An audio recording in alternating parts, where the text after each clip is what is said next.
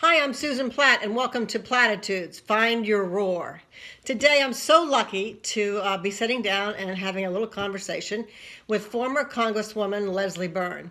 If you hear any clanging in the background, know that it's her husband, Larry, who is making her a birthday cake because she has a birthday coming up real soon. So we'll forgive him as long as he gives me a piece of the cake as well. So, Leslie, what I'm doing with these is I'm asking women what motivates them, what gets them going, and what I'm calling what makes you roar. And because so many women I find, they don't either ever find their roar, they find a couple roars sometimes, and sometimes not till they're older they find a roar. I think most people would say you've found your roar several times over. Leslie was the first woman elected to Congress from Virginia. We've only had one other woman elected to statewide office, that was Mary Sue Terry, but you really led the way. So tell us how you found your roar. Well, I started out in the League of Women Voters, and my experience is that I found a lot of women my age being involved in the League because it was a way to educate yourself on the issues, which is what the League was intended to do. Right. And the more you got educated about the issues, the more you could see things that could be done to make our lives better. I tell the story, and it's absolutely true. There was a chairman of the Board of Supervisors, and we were trying to protect the Occoquan from too much development so that it didn't ruin our water. And I was president of the league, and I was testifying, and he was going on about how cows cause all the pollution. And at that point in my life, I guess that was my roar moment. I thought, this yahoo can get elected, anybody can. And so you went for it. And I went for it, and I ran in 1985 for the House of Delegates and won against an incumbent, and went 4 terms there, and then ran for Congress and won that, lost the subsequent re-election. That was the year of the woman, and if we had been so smart, we would have called it at least the decade of the woman. Right, right. And went to work for the Clinton White House as the nation's consumer advocate. I've discovered that protecting consumers is a particular interest over the years of mine. There are not that many lobbyists for consumers. Yeah. A lot of business lobbyists, places crawling with them. But in terms of protecting consumers and their interests, there are very few. Then I went to work for the State Department, and then I decided to go back into Virginia politics and ran for the state Senate and won that, beating an incumbent. And then I guess the Republicans didn't like me very well because they redistricted me out of the district. Funny how that happens sometimes. So that's kind of several junctions of roar along the way. But there's, I remember in 1992 I was at the National Democratic Convention with Bill Clinton in New York City. New York City. And we were waiting in a green room, all of these women, because that was the year of the woman, if you remember, to go on to the national stage. And we were going to be trooped out, you know. And the fact is that we were going on after Jesse Jackson. So hours later, Yeah. as we waited for Reverend Jackson to wrap up, I went around the room and I started asking all these women, Dianne Feinstein and Patty Murray and all these people, how did you get into politics? And almost to the person, it was a story of, I wanted to save a stand of trees from a developer, or I wanted to make the textbooks in my kids' schools better. I wanted cleaner water.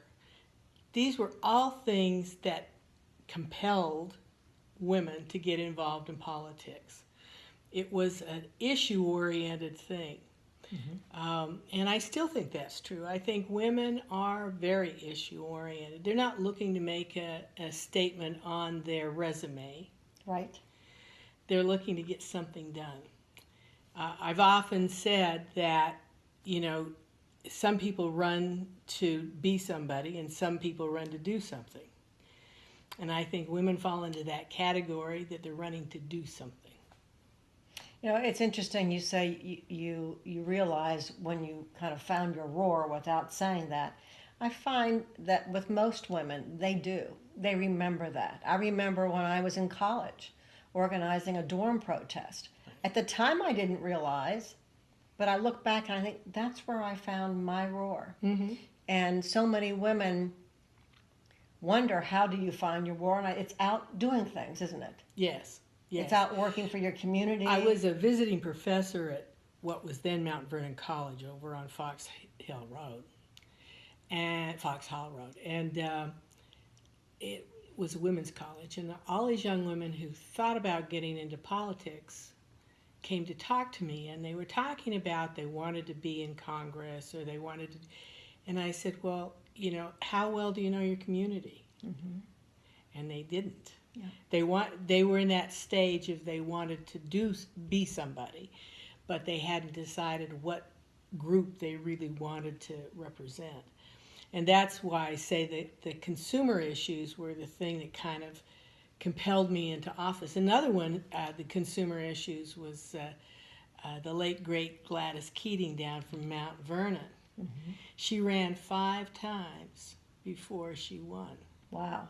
I didn't realize that. And they always, in the primaries, they always threw some lawyer white guy against her, Mm-hmm. Neither of us are lawyers. But that reminds me, I'm the first person to ever be a non-lawyer on the Courts of Justice Committee in the General Assembly. So how'd that happen? I helped get the speaker elected. Well, that tends to pay off occasionally, doesn't it? And he said, would you support me? And I said, I only want one thing from you. I want to break the loggerhead of all just lawyers. I said, you don't need just lawyers on the Courts of Justice Committee, because it's just a battle between the litigators and the prosecutors. Mm-hmm. Let's have some consumer voices, people who take this from an everyday living point of view on courts. And that's how it happened. But you took action. It's amazing. When Mary Sue and I started the farm team, you were there. There were a lot of women that were there. But I will say this, unfortunately, and I won't say names, but I will say that there were quite a number of women who were already elected who wouldn't support us because they were afraid that women were going to run against them. Something you've always been very free with is your time and your advice to women coming up and lifting them up. You laugh because I think you understand exactly. Yeah. Women, it's time that women support women, and I think, and you've always done that. What's the most important piece of advice beyond your community do you tell women now? In the organization, I found it, Emerge. Thank you. Right. And I love to go to Emerge because you've got all levels of people, women who have been involved in the political process, never been involved in the political process. And one of the things that I talk to them about is when they're talking about themselves and the issues they care about, to build a story. Mm-hmm. How did this affect you? What in your life happened that made this interesting to you? And if it's interesting to you, it's probably going to be interesting to the voters too. I've seen both men and women read a laundry list. In effect, they, like their consultants told me to talk about these 3 issues that poll high. Right. And they fall just flat on their faces because they're not showing the passion of why they're running. And that's the thing that I think often is missing, is that people don't understand that voters want to know you. Mm-hmm. They may not agree with you. Right. They may not. When I was running for lieutenant governor in 2005, I went into a biker bar to campaign. And you're laughing because you probably did the same thing. and this guy with tattoos on both arms. He comes up to me and he says, "I bet you just want to take away my guns." And I said, "No, sir, I want to make sure you got a job so you can buy all the guns you want." Yes. Well, you know. and as I talked to him about these things, and I said, "Look, right now," and it's similar to a situation we have now. They talk about job growth, but the fact is, if you've got 3 jobs, Yeah. you know, and just making what you used to make on one job, then it doesn't matter how many jobs are created because you got 3 of them. That's you right. just want one good one. That's right. You know, you talk about that. I remember being down in the coal fields last year, and I was sitting around a table with about 20 plus men, and we're going to move this a little bit because you're a little bit out of the camera range here. And I talked about the economy and broadband and healthcare, and I kind of made a joke, said, "Well, you're all with me?" And one fellow sat there and shook his head like this, "No." And I said, "What is it? What's the matter?" He said, "I want to keep my assault weapon."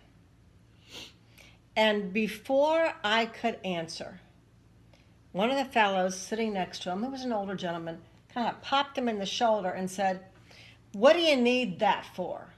If you can't kill a deer with a rifle, you shouldn't be shooting it. Yeah. But we need health care and we need jobs." Right.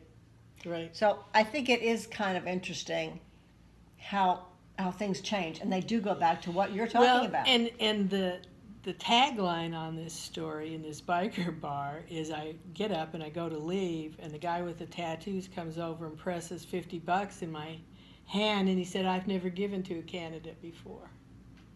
Made you feel pretty good, didn't it? I mean, it was fantastic that you connected with somebody who had a disparate background, you came in and he had a chip on his shoulder, and you were able to break those barriers down and communicate. And you know, I think that passion that people have for those issues, and it's healthcare and it's education, it's all those things that we've always worked for. If you can't articulate that passion, that people don't believe you. Mm-hmm. And so that's what I try to get women to focus on, is it may not be something that shows up in polling. Yep. I remember in 85 when I first ran, I had my pollsters, and they wanted to do education and transportation. I said, "No, do covered trucks. Ask a question about covered trucks." Came back that 96% of those polled wanted trucks covered so they quit breaking their... Yeah. What on earth polls 96%? Not much. Not much. And so that's one of the things I talked about. And the first thing I did when I got into the House of Delegates is I put in a covered truck bill. And I put it in every year for 3 years afterwards, until I figured out a way to get it passed on an amendment that a bill that Jerry Belials wanted really badly. Knowing how to get things done is helpful, isn't it? And I knew that was an issue because I almost got killed by lumber coming out of a truck on the Beltway. In a convertible. No. Heads will be rolling, so to speak. and as I started talking to people about this story about almost being killed, well, I did too. You know, I had somebody have a mattress fly off, or I had somebody have a washing machine fly off on 95. You know, all these things are flying off trucks, and nobody was covering them. And I found out that the trucking lobby, bless their hearts. Didn't want to be bothered with securing the loads. It took too much time, all of maybe 10 minutes. You've helped a lot of us, haven't you? You should feel really good, and I bet you do. But let me ask you. Let me ask you something. You have grandchildren now. Oh, yes. 3. And a granddaughter. Mm-hmm. And I don't know how you're exactly, we've talked about your child on occasion, but I don't remember all the stories. I don't know how you can express to her what maybe you learned when you were a child or what you didn't, and you're helping her, you're teaching the next generation. Right. Well, I'm trying to teach all my grandchildren, both the two boys and the girl, um, that they are responsible for their world. Mm-hmm. I can be responsible as much as I can be, but they are too. And that without that responsibility, we don't progress as a society. If we think everybody else is going to do something, right, nothing gets done. And so whether it's my granddaughter or my grandsons, I talk to them a lot about personal responsibility. Mm-hmm. And because I think that's where politics comes in. Whether you're just sitting on a civic association or a condo board or the school board or the board of supervisors or whatever it is, you're showing a responsibility to your community. And I think that's one of the things I find most lacking. The civic engagement of children in school, civic education, is so lacking. It really is. But if parents and grandparents can talk to kids about that personal responsibility to your community, it kind of makes up for it. That's why I love to see all these parents take their kids to vote. Absolutely, absolutely. You know, it never even occurred to me when my children were growing up to take them into the polling place. I didn't. Of course, my kids are old, and so am I. But not that old. You know, a rock on a piece of slate. Yeah, but there had to have been something, Leslie, that your parents taught you when you were growing up, that has stayed with you, that helped form who you are, or maybe this series of things, or maybe just your family circumstance, things you talked about at the table. Did you talk about politics? No. I came from a totally apolitical, I mean, everybody had opinions, but nobody did anything about it.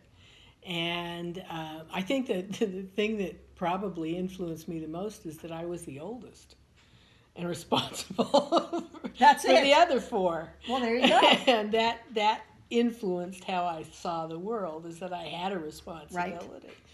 But it was only when I married my husband 53 years ago. Yay. That he was so involved in politics and he was so smart about it, I thought I better wise up. And so that's really what got me involved, and I started being a precinct captain for Hubert Humphrey. And then we moved here to Virginia, and I knew nothing about what a delegate was, how the government worked, and that's why I joined the League of Women Voters.